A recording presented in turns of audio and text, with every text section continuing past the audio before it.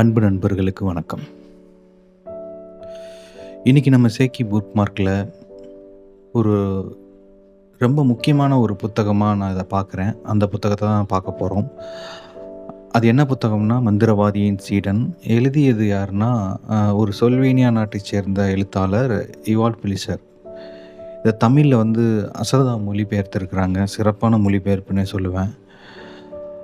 இந்த புத்தகம் ஏன் முக்கியமான புத்தகம்னா, இது கொஞ்சம் பல மாதங்களுக்கு முன்னாடி நான் ஆ ஜோர்பா த கிரீக் சோர்பா என்ற கிரேக்கன் அப்படிங்கிற ஒரு ஆம், புத்தகத்தை படித்து பதிவிட்டிருந்தேன். அதனோட முக்கியமான அ, கருத்துக்களை பதிவிட்டிருந்தேன். அது பார்த்தீங்கன்னா,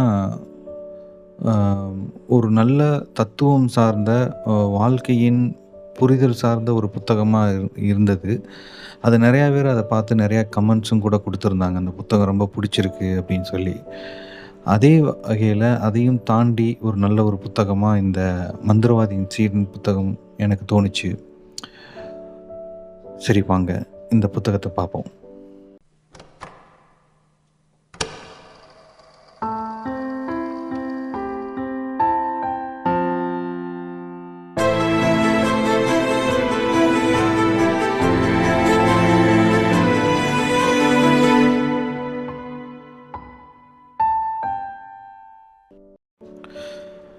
மந்திரவாதியின் சீடன். இந்த புத்தகத்துக்குள்ளே போகிறதுக்கு முன்னாடி நம்ம கொஞ்சம் ஒரு ஆன்மீகம் சார்ந்த ஒரு தெளிவுக்கு வந்துடலாம்.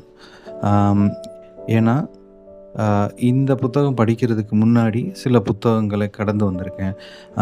அது எப்படின்னா, இவர் ஜெயமோகன் புத்தகம், ஒளிரும் பாதை, அதுக்கப்புறம் ஜே கிருஷ்ணமூர்த்தி அவர்களோட புத்தகங்கள், ஓஷோவோட புத்தகங்கள், இவங்கள் எல்லாமே ஒரு வகையான மார்க்கத்தை கடைபிடிக்கிறாங்கன்னே சொல்லலாம்.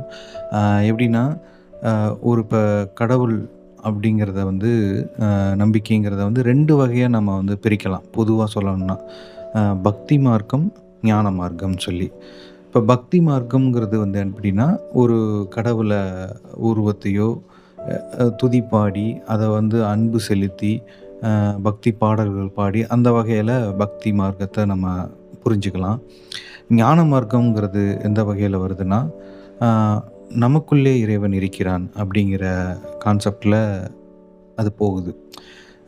நீ இறைவனை வெளியே தேடாத, உனக்குள்ளேயே இறைவன் இருக்கிறான். தன்னை அறிதல்ங்கிற நோ தை செல்ஃப்ங்கிறத அந்த மொமெண்ட் அதை தான் ஜே கிருஷ்ணமூர்த்தியும் சொல்கிறாரு, ஓஷோவும் சொல்கிறாங்க. மேற்கத்திய தத்துவங்கள் எல்லாமே இதை தான் முன்வைக்கிறாங்க. ஸோ இந்த புத்தகமும் இதை நோக்கி தான் பயணப்படும். அதை இங்கேயே நம்ம தெளிவாக புரிஞ்சுக்கலாம். எனக்கும் பர்சனலாக இந்த தன்னை அறிதல், அதாவது அத்வைத முறைன்னு சொல்லுவாங்க, அந்த முறை பிடிச்சிருந்தது. எப்படின்னா, இப்போ புத்தர் பற்றியான பௌத்தம் சம்பந்தமாக வாசிக்கும் பொழுது, புத்தர் நிறைய பரிசோதனை முயற்சிகள் செஞ்சுருக்கிறாரு.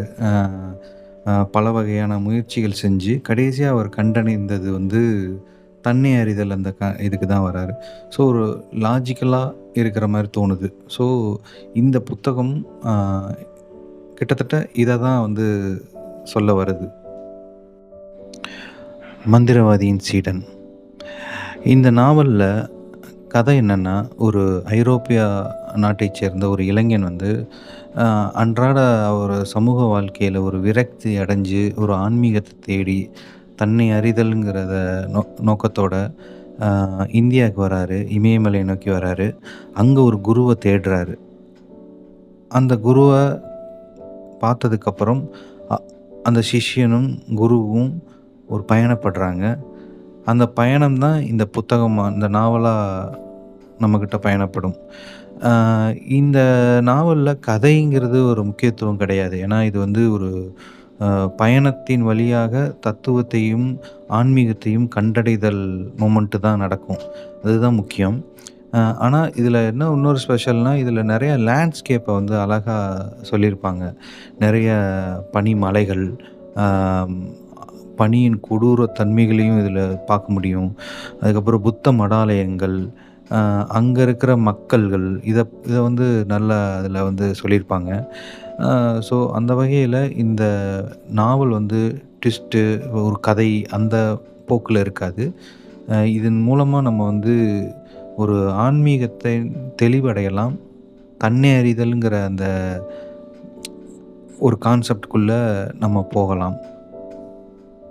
இந்த நாவலோட தொடக்கத்தில வந்து சிஷ்யன் வந்து குருவ தேடிக்கிட்டே இருப்பாரு. அ குருவோட பேர் மட்டும் தான் தெரியும். அவர் யாருன்னு தெரியாது. ஒரு குதிரை வண்டிக்காரர் இருப்பாரு. அவர்ட்ட கேட்கும்போது, நான் கூட்டு போய் காமிக்கிறேன்னு சொல்லி ரொம்ப தூரம் கூட்டு போவாரு. வேற லடாக் அந்த பக்கமும் பயணப்படுவாங்க.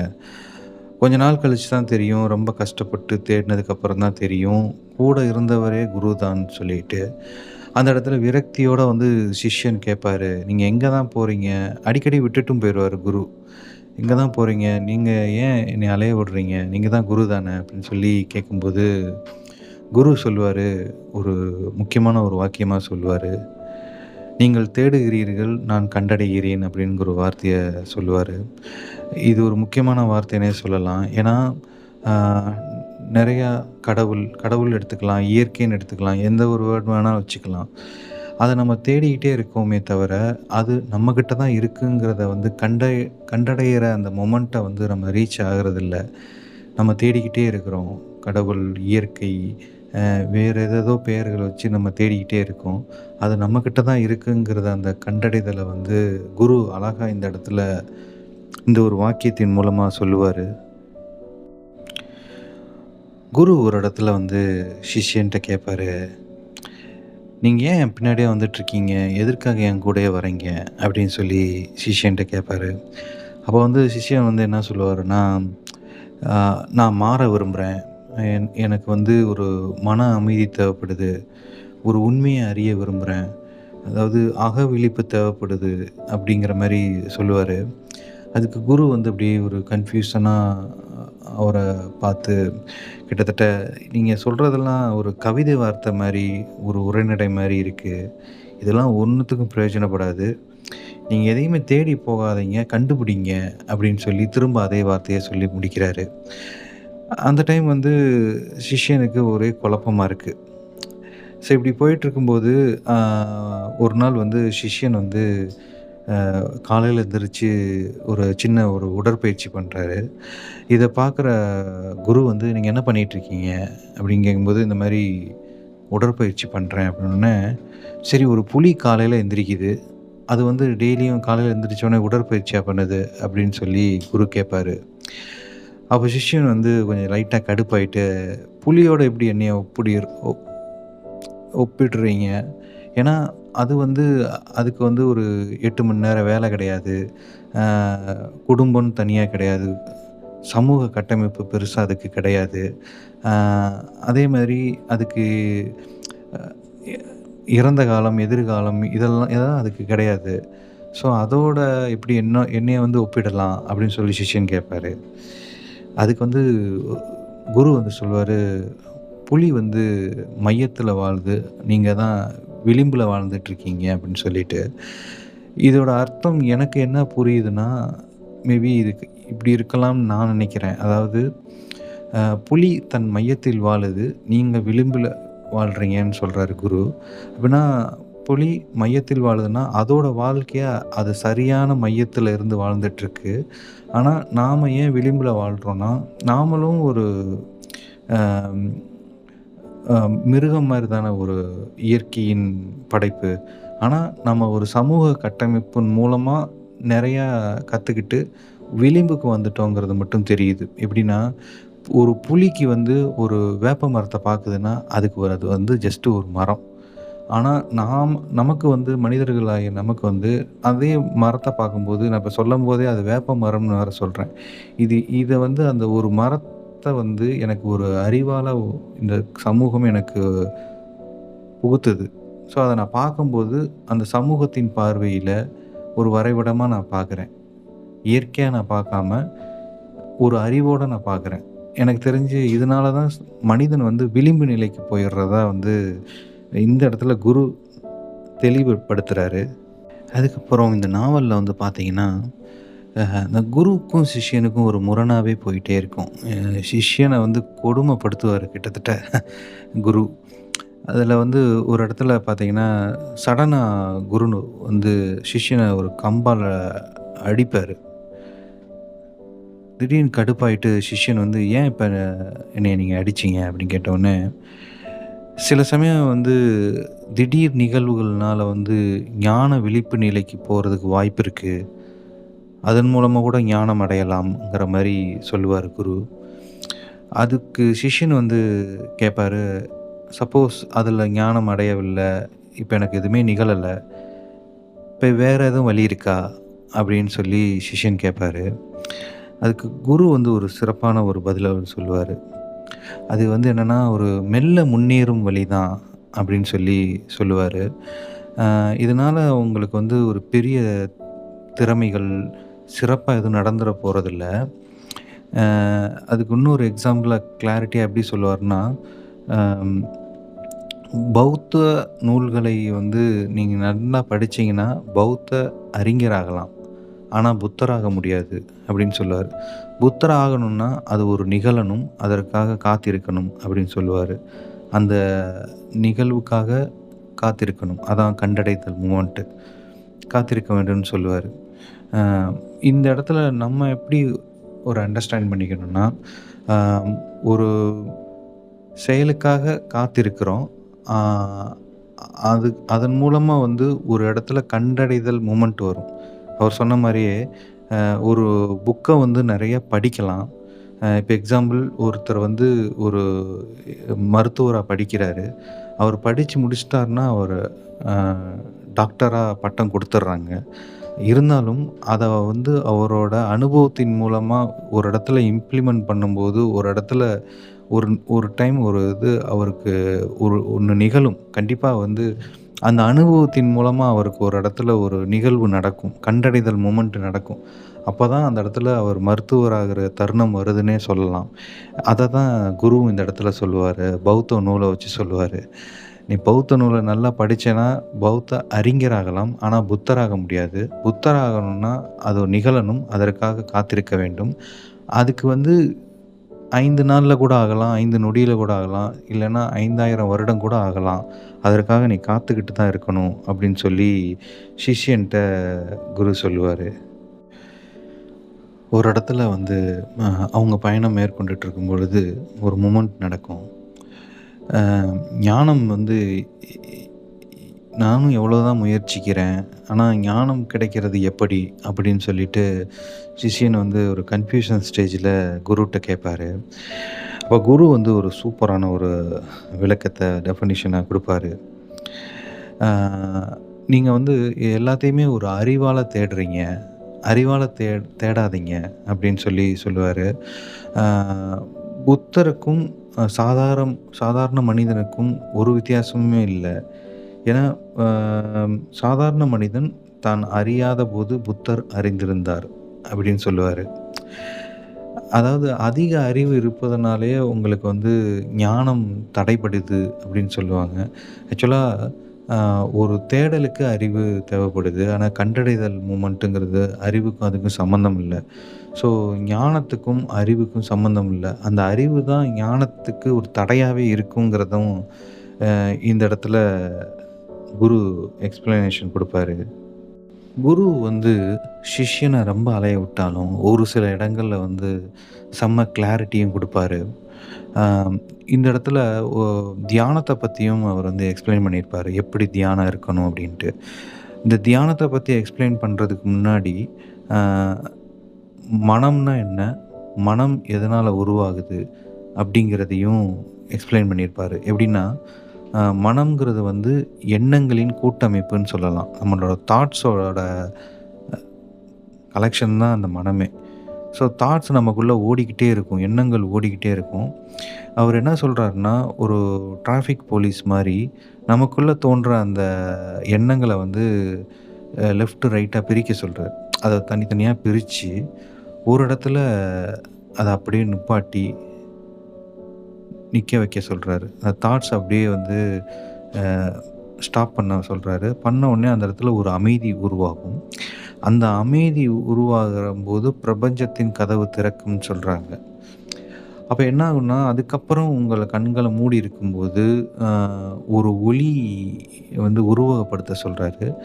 அந்த ஒளிய வந்து அதோட எங்கேருந்து தொடங்குதுங்கிறத வந்து கற்பனை பண்ண சொல்றாரு. அந்த இடத்த நோக்கி போணும் நேருக்கு நேர் அத போய் சந்திக்கணும் அப்படிங்கிறாரு. அத வந்து உருவகப்படுத்தும்போது, அது வந்து நம்மகிட்ட இருந்து ஸ்கிப் ஆகும், நழுவ செய்யும். இருந்தாலும் அத வந்து உருவகப்படுத்தி கற்பனை செஞ்சு, அந்த ஒளியின் மூலத்த வந்து நேருக்கு நேர் போய் சந்திக்கணும். சந்திச்சிட்டோம்னா, எல்லா சிந்தனைகளும், குழப்பங்களும் மறையும். பின் நிசப்தம் தான் அப்படின்னு சொல்லி குரு சொல்றாரு. ஆ மேபி தியானம் செஞ்சவங்களுக்கு இது இந்த எக்ஸ்பீரியன்ஸ் இருந்திருக்கலாம். எனக்கு இத பத்தி தெரியல. இருந்தாலும் தியானம்னா என்ன? எப்படி இருக்குங்கிறத வந்து இந்த டிஸ்கஷன்ல நம்ம புரிஞ்சுக்க முடிஞ்சது. தாட்ஸ கண்ட்ரோல் பண்றது, அதுக்கப்புறம் அந்த ஒலிய வந்து இமேஜின் பண்ணி, அதோட நேருக்கு நேரா சந்திக்கும் பொழுது ஒரு ஒரு வேக்யூம் ஸ்டேஜ் உருவாகுது. அந்த வேக்யூம் ஸ்டேஜ் வந்து தான் தியானம்ங்கிறது வந்து இப்போதைக்கு என்னோட அண்டர்ஸ்டாண்டிங்கா இருக்கு. ஒரு இடத்துல குரு வந்து சிந்தனையும், உணர்வையும் பத்தி பேசியிருப்பாரு. இது ரொம்ப ஒரு முக்கியமான ஒரு பகுதியா எனக்கு தோணுச்சு. ஏன்னா, அ நமக்கு ஏற்படுற ஜென்ரலா நமக்கு ஏற்படுற மனக்குழப்பங்கள் வந்து இந்த சிந்தனையும், உணர்வின் மூலமா தான் அ வருது. எப்படின்னா, ஒரு உணர்வு உருவாகும்போது அது எந்த ஒரு பிரச்சனையுமே இல்ல. ஆனா, அந்த ஒரு உணர்வு ஒரு அறிவு தளத்துக்கு போகும்போது தான் அதோட பிரச்சனையே வருது.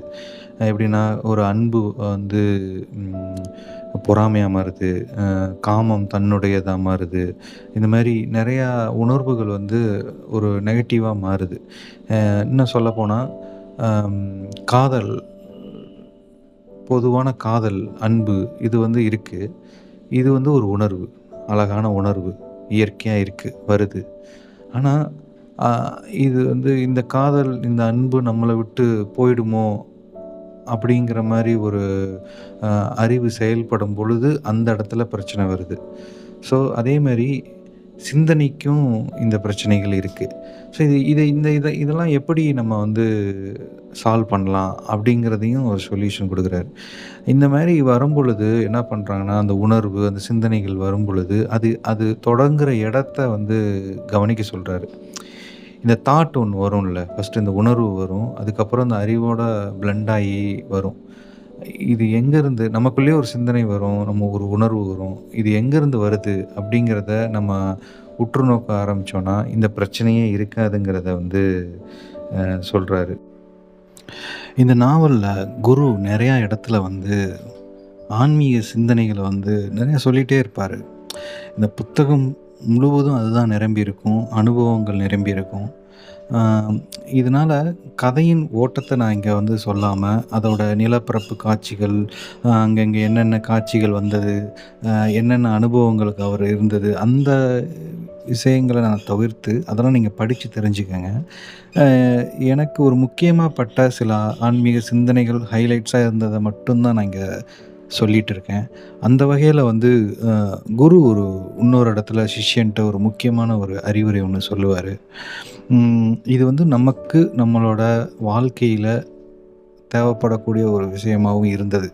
அது என்னன்னா, ஆம் இப்ப எப்படின்னா, இப்ப நம்ம ஒரு ஆஃபீஸ்ல வேலை பார்க்குறோம். அ இந்த எடுத்துக்காட்டு கரெக்ட்டா இருக்கும்னு நெனைக்கிறேன் நான் இப்ப சொல்றது. அது என்னன்னா, ஆஃபீஸ்ல வேலை பார்க்குறோம். அங்க வந்து ஒரு மேலதிகாரி நம்மள வந்து திட்டுறாரு.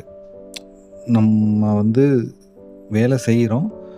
அந்த டைம்க்குள்ள அந்த வேலை முடியாததுனால, ஒரு ப்ரெஷர்னால, அடுத்தடுத்த வர ப்ரெஷர்னால அவர் வந்து நம்மள திட்டுறாரு.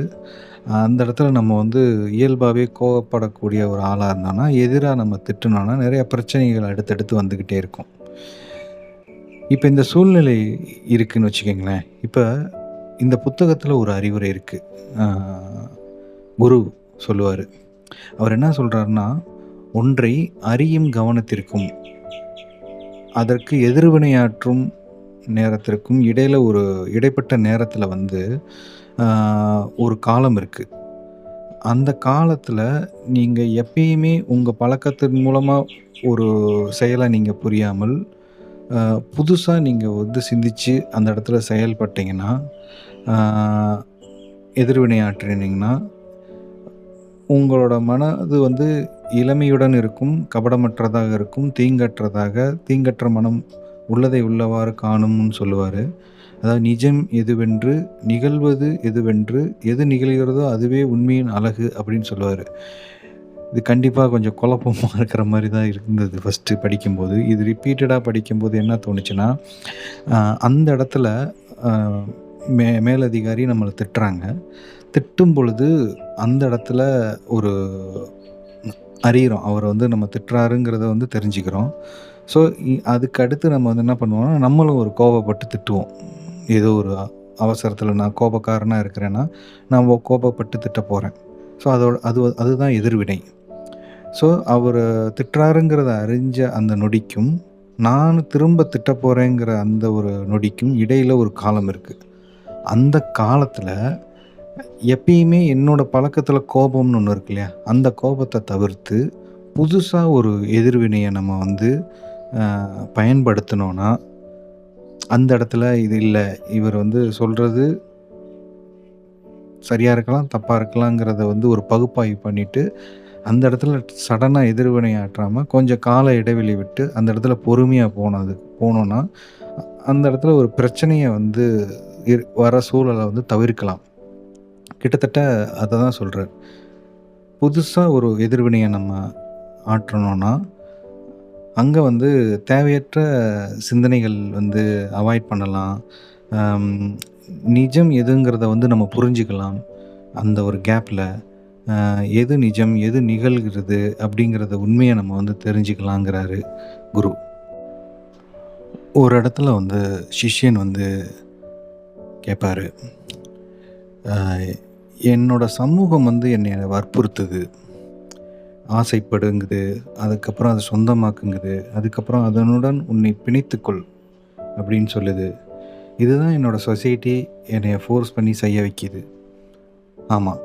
எப்படின்னா, அ ஒரு கார் இருக்கு. கார் தேவையோ இல்லையோ, அதுக்கு ஆசைப்பட இந்த சமூகம் வற்புறுத்தும். விளம்பரங்கள்னாலயோ, இல்லாட்டி சுற்றுப்புறத்தில அத வாங்கியிருப்பாங்க. அத பார்த்து ஆசைப்படுறது. இல்லன்னா ரிலேஷனோ, இல்லாட்டி நண்பர்களோ, அது வந்து ஒரு ஒரு வற்புறுத்துறது, வாங்குறதுக்குரிய வற்புறுத்தல குடுக்குறது. அம் அது ஆசைகள தூண்டி விடுறது. ஸ்டேட்டஸ மெயின்டெயின் பண்றது. இந்த இதெல்லாம் வந்து உருவாக்குறது தான் ஆசை. சொசைட்டி அத தான் பண்ணிட்டுருக்கு. அதுக்கப்புறம் அத வந்து ஆசை நமக்குள்ள வந்துருச்சுன்னா, அந்த கார நம்ம சொந்தமா வாங்கிர்றோம். பின்னாடி கார் வச்சிருக்கோம். அத பேணி காக்கணுங்கிறதுலயே அதோட காரோட ஒன்றி போயிர்றது. இத தான் இந்த சொசைட்டி பண்ணிட்டுருக்கு. இந்த சமூகம் நமக்கு பண்ணிட்டுருக்கு. அப்படின்னு சிஷ்யன் வந்து சொல்றாரு குருட்ட. அதுக்கு குரு வந்து என்ன சொல்றாருன்னா, எல்லா சொசைட்டியுமே வந்து சமூகம் எல்லாமே வந்து பார்த்தீங்கன்னா, ஒரு மாயையால தான் நிரம்பி இருக்கு. நீங்க அந்த மாயையிலிருந்து விலகி, உங்களோட அடையாளத்தையே நீங்க ஒரு உங்களோட அடையாளத்த வந்து அவரு வந்து ஆடைன்னு சொல்றாரு. அந்த உங்க அடையாள ஆடையை நீக்கி நிர்வாணமாக மாயையை தவிர்த்து நில்லுங்கள் அப்படின்னு சொல்லுவாரு. அ இந்த இடத்துல மாயை கிட்டத்தட்ட இந்த பாபா படத்தோட இது வரும். மாயை உள்ள வரும். ஆசைகளை துறந்து நில்லுங்கள் அப்படிங்கிறத வந்து சொல்லுவாரு. அது மட்டும் இல்லாம எளிமையாக இருங்கள் அப்படின்னு சொல்லுவாரு. எளிமையாக இருங்கள்னா, மினிமலிஸ்ட் லைஃப்ப பத்தி அவர் சொல்லல. அவரோட நம்மளோட அ எப்படி சொல்றேன்னா, இந்த சொசைட்டில அதிக புத்திசாலியா இருந்தா, இந்த சொசைட்டில ஒரு மதிப்பு இருக்கும். அந்த புத்திசாலியா இருக்கேங்கிறத வந்து காமிக்காதீங்க. இன்னும் அதிக ஒழுக்கமானவனா இருக்கிறேங்கிறத வந்து அ ப்ரூவ் பண்ணணும்னு முற்படாதீங்க. இந்த மாரி அ உங்க இயற்கை தன்மையிலிருந்து விட்டு விலகி ஒரு ப்ரூஃப் பண்ணிட்டே இருக்கிறீங்க. அத பண்ணாதீங்க. எளிமையா இருங்க. யாராவது குறை சொன்னாங்கன்னா, அந்த குறைகளை ஏற்றுக்கொள்ளுங்கள். அத ஏத்துக்கலன்னா வந்து அ அதுவே ஒரு பிரச்சனையின் தொடக்க புள்ளியாவே இருக்கும். எதையுமே கடந்து வர வர்ற பாதையில அது ஒரு தடைக்கல்லாவே இருக்கும். யாராவது குறை சொன்னாங்கன்னா, ஏற்றுக்காம இருக்கும்பொழுது, அது ஒரு தடைக்கல்லாவே மாறுது. அதை ஏற்றுக்கொள்ளும்போது, உங்கள் பாதையின் ஒரு பகுதியாக மாறும்னு சொல்லி குரு சொல்லுவாரு. சூப்பரா இருந்தது. இந்த இடத்துல அழகா சொன்னாங்கன்னா, சொசைட்டி குடுக்குற அந்த அ ஆசைங்கிற ஆடைய களைந்து, அந்த மாயையை களைந்து நிர்வாணமாக இருங்கள்ங்கிறாரு. மீன்ஸ் அது இல்லாம எளிமையாக இருங்கள். அப்படின்னா, அ ரொம்ப இன்டெலிஜென்ட்ன்னு காமிச்சுக்கணும்னு அவசியம் இல்ல. ரொம்ப டிசிப்ளின் அப்படிங்கிறத காமிச்சுக்கணும்னு அவசியம் இல்ல. இதெல்லாம் சுத்தி சுத்தி எங்க வருதுன்னா, இயற்கையா நம்ம வந்து பிறக்குறோம். அந்த இயற்கையான ஒரு மனநிலையோடையே இந்த சமூகத்தோட பாதிப்புகள் இல்லாம இருந்தாலே, ஆன்மீகத்தின் ஒரு முக்கியமான பகுதின்னே புரியுது. அதுக்கப்புறம் குருவும், சிஷ்யனும் வந்து அ அந்த இமயமலை பகுதியில பல பாறைகள், அ பனிப்பகுதிகள வந்து கடந்து போயிட்டுருக்கும் பொழுது, ஒரு பெரிய காற்றாற்று வெள்ளம் மாரி போயிட்டுருக்கும், ஓடிட்டுருக்கும்.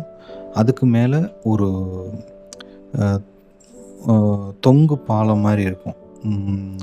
அந்த பாலத்தில நடந்து அந்த பக்கம் கிராஸ் ஆயி வரணும். அதில சிஷ்யன் வந்து ரொம்ப திணறுவாரு. அவருனால பேலன்ஸ் பண்ணி வர முடியாது. ரொம்ப கஷ்டப்படுவாரு. அப்படி இருக்கும்போது ஒரு முதியவர் அந்த பக்கம் வருவாரு. அவர் வந்து அந்த கயிற கூட பிடிக்காம அவர் பாட்டுக்கு கடந்து வந்து போய்க்கிட்டே இருப்பாரு. ஸோ, அப்போ வந்து குரு வந்து அந்த சிஷ்யன்ட்ட காமிச்சு, "அந்த முதியவர பாருங்க. அ அவர் மூலமா நீங்க வாழ்க்கைய நீங்க நல்லா தெரிஞ்சுக்கங்க" அப்படின்னு. "என்னங்க பாலத்த கடக்கிறத வச்சுட்டு எப்படிங்க வாழ்க்கைய நீங்க கம்பேர் பண்றீங்க?" அப்படின்னு சொல்லி சிஷ்யன் கடுப்பாவாரு. அந்த இடத்துல வந்து குரு சொல்லுவாரு, "அந்த முதியவர் வந்து பாலத்த கடக்கும்போது அவருக்கு கவலையே இல்ல. ஸோ கவலை இல்லாதனால சித் அ அச்சமும் இல்ல. பயம் இல்ல. அந்த உணர்ச்சி, கவலை, அ அச்சம்ங்கிற அந்த உணர்ச்சியே இல்ல அவருக்கு. அதேமாரி இந்த பாலத்த இந்த பக்கம் கடந்து தான் வந்தே ஆகணுங்கிற ஒரு ஒரு கோலும் இல்ல.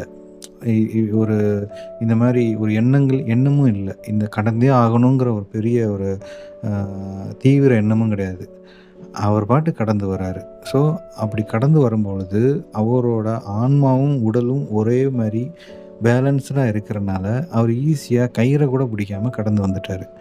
ஆனா, நீங்க கடந்து வரும்பொழுது, விழுந்துருவோமோ! விழுந்தா என்ன ஆகும்? ஐய்யய்யோ! இதே மாரி இதுக்கு முன்னாடி ஒரு தடவ நடந்ததே!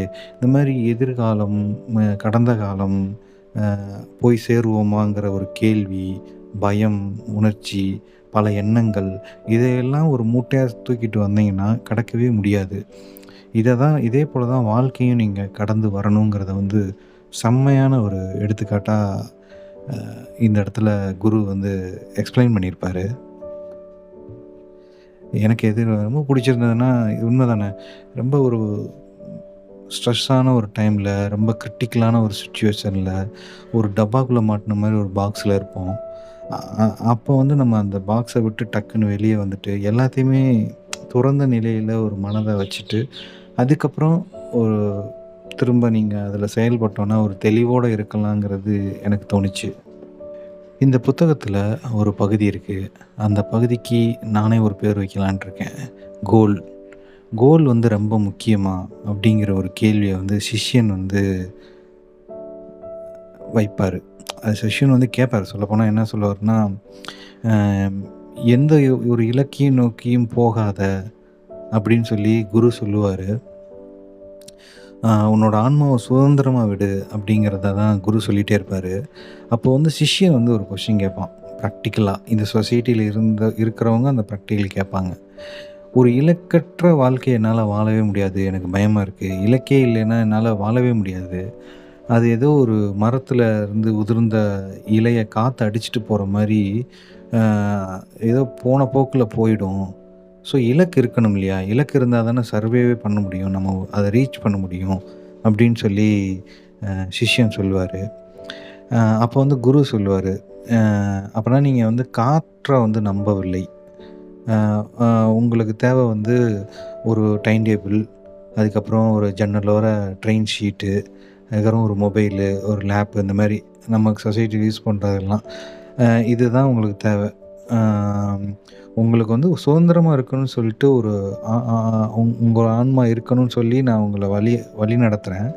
ஆனா நீங்க என்ன பண்றீங்கன்னா, இந்த சொசைட்டியோட ஒரு ப்ளூ பிரிண்ட்ட வரைபடத்த வச்சுக்கிட்டு, அத நோக்கி நீங்க போறீங்க. உங்களோட இயற்கையான எதார்த்த தன்மைய நீங்க இழக்கிறீங்க. இழந்துட்டு இந்த சொசைட்டியோட வரைபடத்த வச்சுக்கிட்டு, நீங்க அதோட பயணப்பட்டுக்கிட்டு இருக்கிறனால தான், உங்களுக்குள்ள ஒரு பிரச்சனை வருது. அ அப்படின்னு சொல்லி முரண் வருது அப்படிங்கிறத வந்து சொல்லுவாரு குரு. அப்பன்னா நான் என்ன பண்ணணும்? சிஷ்யன வந்து கேட்பாரு. அப்படியானா நான் என்ன செய்ய வேண்டும்? அப்படின்னு கேட்பாரு. அப்போ குரு வந்து ஒரே ஒரு லைன் சொல்லி முடிச்சுருவாரு. நீரோட்டத்திற்கு எதிராக நீந்துவதை நிறுத்துங்கள் அப்படின்னு சொல்லுவாரு. அ எண்ணங்கள் என்னோட அந்த நீரோட்டம் மாரி வரும்பொழுது, அத வந்து எதிர்த்துக்கிட்டே இருக்காதீங்க அப்படிங்கிறத வந்து சொல்லாம சொல்லுவாரு. ஸோ நீரோட்டத்திற்கு எதிராக நீந்துவதை நிறுத்துங்கள் அப்படிங்கிறத சொல்லுவாரு. எனக்கு இதில என்ன தோணுச்சுன்னா, அந்த நீரோட்டம்ங்கிறது வந்து அ இயற்கையான ஒரு எதார்த்த தன்மை அதுதான். அது ஒரு ஃப்ளோல போயிட்டுருக்கு. அது இயற்கையின்படி போயிட்டுருக்கு.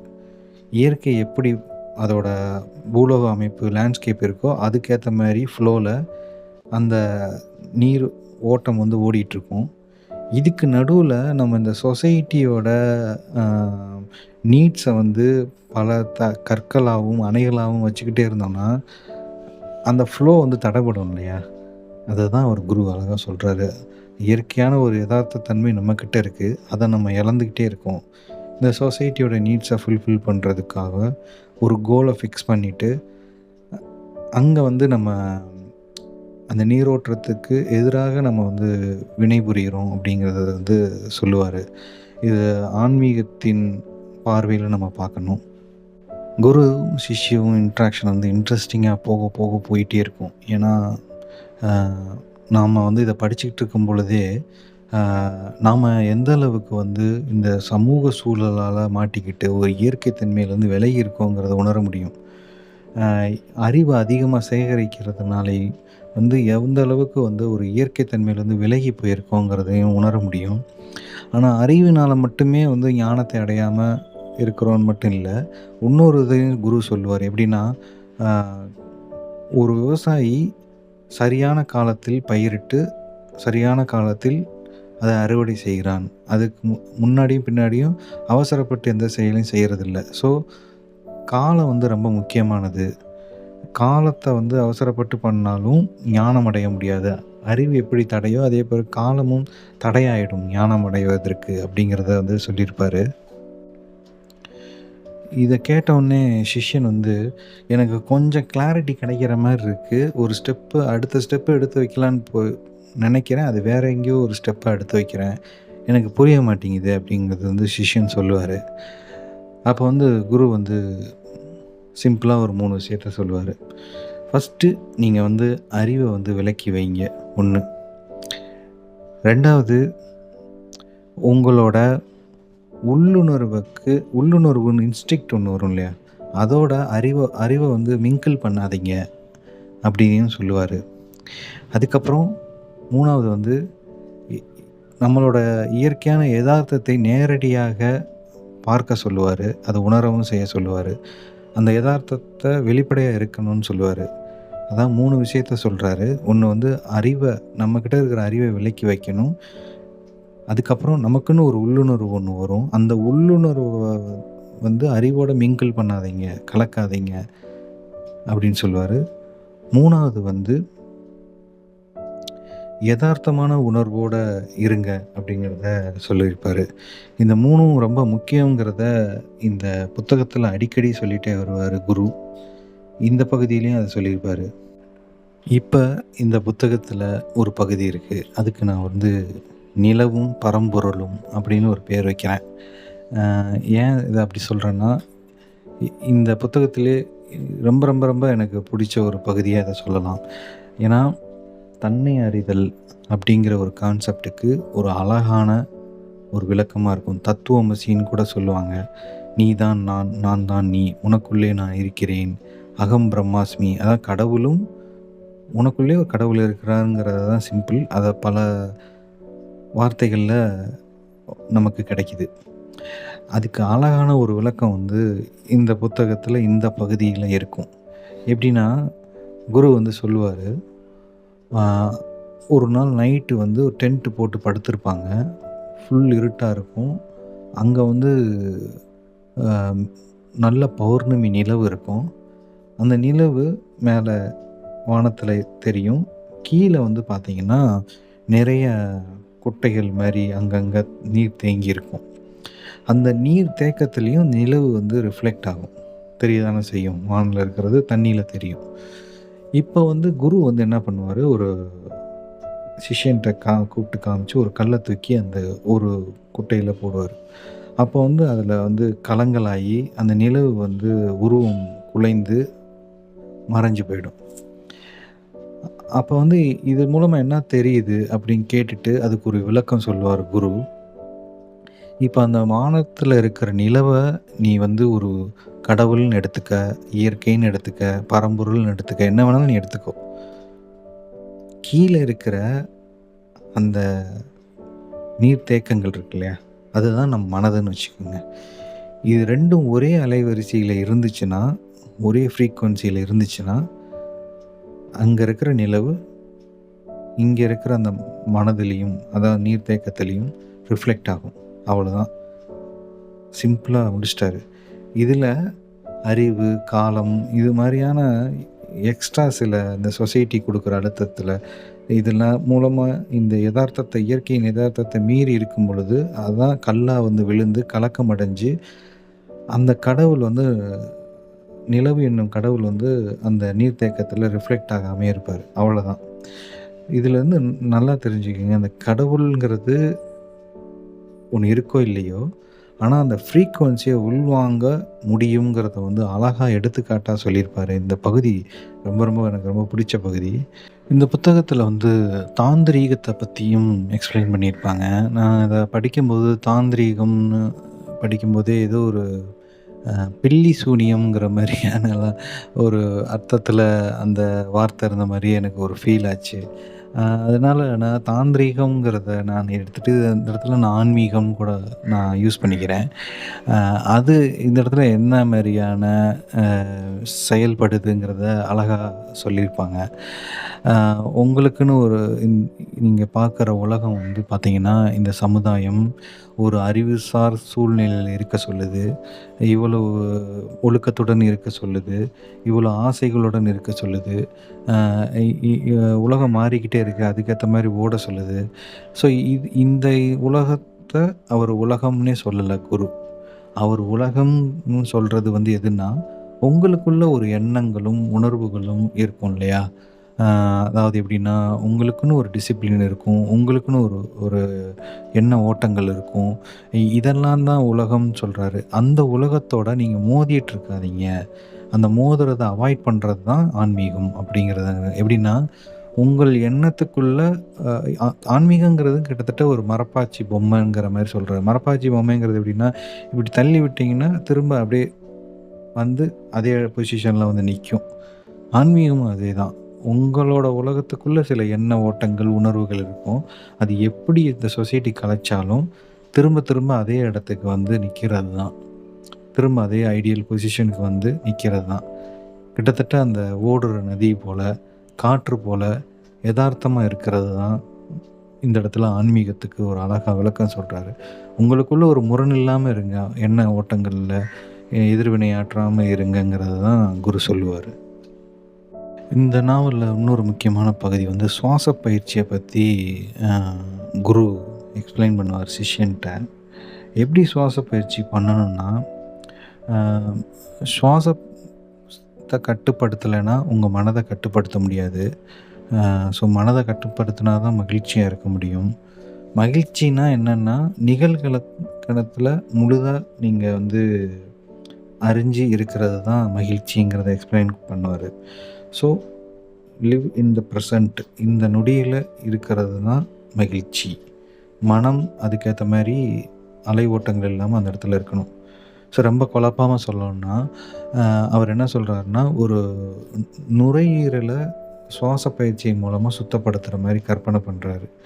ஆம் எப்படின்னா, அந்த மூச்ச வந்து மெதுவா உள்ள இழுக்கும் பொழுது, அந்த நுரையீரல் சுத்தப்படுவது போல் அவர் உணர்றாரு. திரும்ப சுவாசத்த வந்து வெளிய விடும்போது, தேவையில்லாத எண்ணங்கள, தாட்ஸ் எல்லாத்தையும் வந்து வெளியேற்றுற மாரி ஒரு உருவகப்படுத்திக்கணும். திரும்ப வந்து அந்த சுவாசத்த உள்ள இழுக்கும் பொழுது, எல்லா நுரையீரல் மட்டும் இல்லாம, எல்லா பகுதிகளுக்கும் சீரா வந்து அந்த சுவாசங்கள் வந்து ஒரு வெண்மேகங்கள் மாரி உள்ள போற மாரி ஒரு கற்பனை பண்ணணும். அப்படி போகும்போது கொஞ்சம் கொஞ்சமா அந்த கருமேகங்கள் எல்லாமே விலகி, உடம்பு ஃபுல்லா எல்லா பகுதியும் அந்த இரத்த ஓட்டத்தோட வெண்மேகங்கள் கலந்து விடுற மாரியான ஒரு ஒரு உருவகப்படுத்தும் பொழுது, ஒரு ஸ்டேஜில ஒரு ஃபுல்ஃபில்னஸ் வரும். அந்த நொடியில வந்து எப்படி இருக்கும்னா, அ எந்த ஒரு முரணுமே இருக்காது. இந்த நானும், இந்த உலகம் மட்டும் தான் இருக்கும். இந்த பிரபஞ்சம் மட்டும் தான் இருக்குங்கிற அந்த தாட் ஒரு ஸ்டேஜ் வரும்.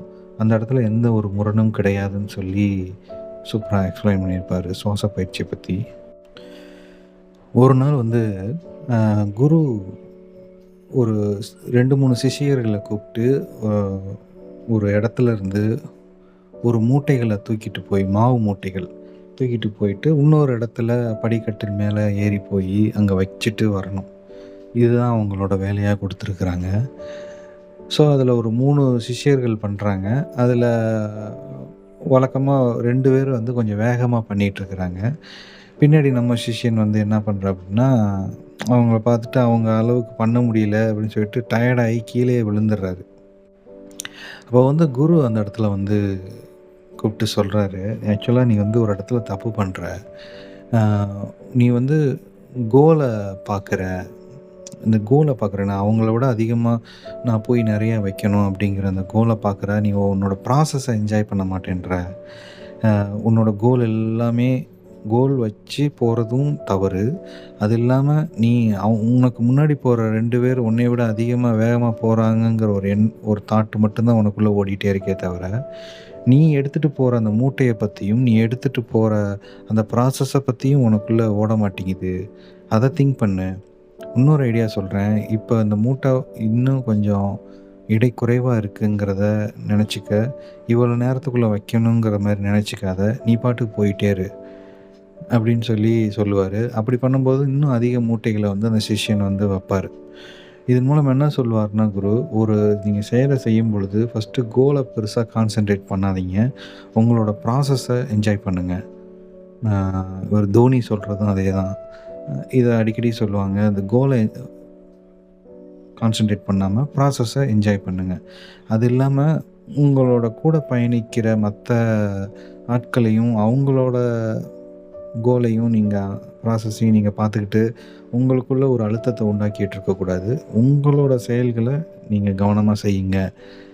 அதில கான்சன்ட்ரேட் பண்ணுங்க. என்ஜாய் பண்ணி பண்ணுங்கங்கிறத வந்து குரு சொல்லியிருப்பாரு. இந்த புக்கோட கடைசி பகுதிகளுக்கு முக்கியமான ஒரு வரிகள சொல்லிட்டு முடிக்கலான்னு பார்க்குறேன்.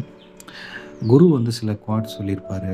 இது எப்படின்னா, "எதற்கும் தயாராக இருங்கள். ஆனால் எதையும் எதிர்பார்க்காதீர்கள்ன்னு" சொல்லிட்டு. அது உண்மதானே. எதுக்கும் ரெடியா இருக்கணும். அது எதிர்பார்த்தா நமக்கு ஏமாற்றம் தான் வரும். அதனால எதற்கும் தயாராக இருங்கள். ஆனால் எதையும் எதிர்பார்க்காதீர்கள்ன்னு சொல்லியிருப்பாரு. அதேமாரி ஒரு பிரச்சனையை நீங்கள் பார்க்கும் இடத்தில் இல்லை. நீங்கள் எங்கிருந்து அதை பார்க்கிறீர்கள் என்ற புள்ளியில் இருக்கிறது அப்படிங்கிறது தான். ஒரு பிரச்சனைய பார்க்குற கோணம் வந்து ரொம்ப முக்கியம் அப்படிங்கிறதையும் இந்த இதன் மூலமா புரிஞ்சுக்கலாம். அதேமாரி அ ஒரு அறியாமைங்கிறது வந்து எவ்வளோ ஒரு தப்பானதா நம்ம சமுதாயத்தில இருக்கு. ஆனா ஆன்மீகத்தில வந்து பார்த்தீங்கன்னா, அறியாமை தான் ஒரு முக்கியமான அறிவா வந்து பௌத்தத்தில சொல்லுவாங்க. அதையும் வந்து எக்ஸ்பிளைன் பண்ணியிருப்பாங்க. அதுக்கப்புறம் குரு அடிக்கடி சொன்ன கோட் வந்து பார்த்தீங்கன்னா, "தேடாதீர்கள், வெறுமனே கண்டுபிடியுங்கள். தேடினால் தொலைந்து விடுவீர்கள்ன்னு" சொல்லிட்டு. ஆன்மீகத்துக்கு வந்து ஒரு முரண் இருக்கக்கூடாது. அந்த முரணற்ற தேடினாலே அது அந்த முரண் உருவாகும். அந்த ஒரு நிகழும். அந்த ஆன்மீகத்தில வந்து அந்த ஞானம்ங்கிறது வந்து ஒரு நிகழும். புத்தருக்கு அதுதான் நடந்திருக்கு. அது மாரி தேடாதீங்க. வெறுமனே கண்டுபிடியுங்கள். தேடினால் தொலைந்து விடுவீர்கள் அப்படின்னு சொல்லியிருப்பார் குரு. கடைசியா அந்த நூல்ல சீடன் வந்து இப்படி சொல்லி முடிப்பாரு. நான் என்னோட சுயத்த வந்து கண்டுபிடிக்கிறதுக்கு தான் இங்க வந்தேன்.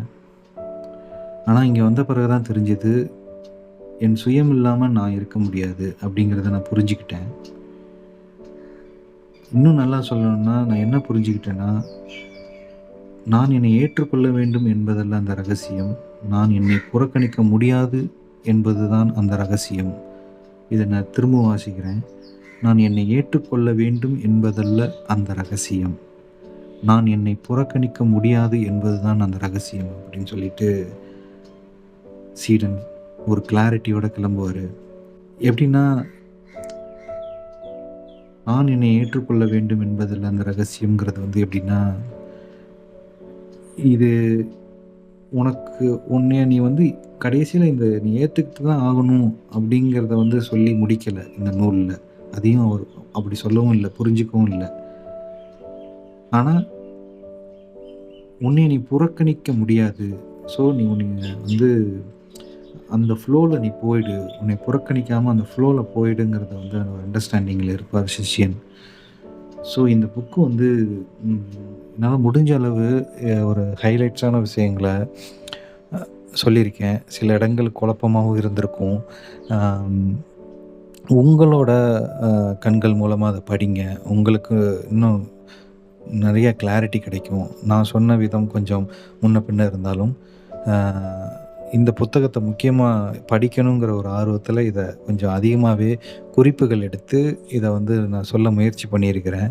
இதில நெறையா விஷயங்கள் வந்து நேரடியா சொல்லாதனால, சில தருணங்கள அ இ எனக்கு எப்படி தோணுச்சுங்கிறத வச்சும் சொல்லியிருக்கேன்.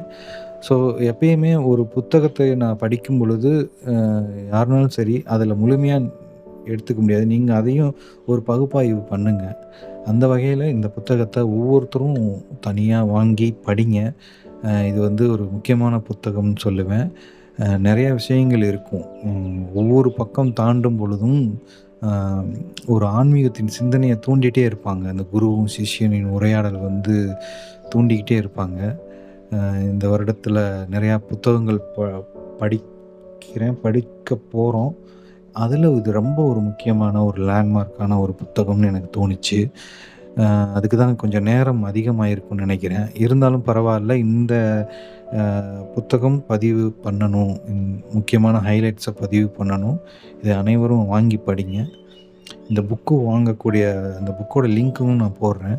கண்டிப்பா வாங்கி படிங்க. இது அப்பப்ப உங்களுக்குள்ள ஒரு டிஸ்டர்பன்ஸ் இருக்கு. இந்த சொசைட்டி மூலமா ஒரு ப்ரெஷர் குடுக்குறாங்க. ஒரு ஒரு தெளிவற்ற தன்மையில இருக்கும் பொழுது, இந்த புத்தகத்தின் சில பக்கங்கள், பல பக்கங்கள் வந்து நம்ம ஆன்மீக சிந்தனைய தூண்டி, நம்ம ஒரு ஒரு ஒரு டப்பாக்குள்ள மாட்டிட்டு இருந்தோம்னா, அப்படி வெளிய விட்டு கிளாரிட்டிய குடுக்கும். அந்த இது பண்ணும் இந்த புத்தகம். கண்டிப்பா இந்த புத்தகத்த வாங்கி படிங்க. இன்னும் ஒரு வித்தியாசமான ஒரு புத்தகத்திலயோ, இல்லது வித்தியாசமான ஒரு படத்திலயோ சந்திப்போம். ஓகே மக்களே! எல்லாம் சரியாகும். நிம்மதியா தூங்குங்க. நன்றி. வணக்கம்.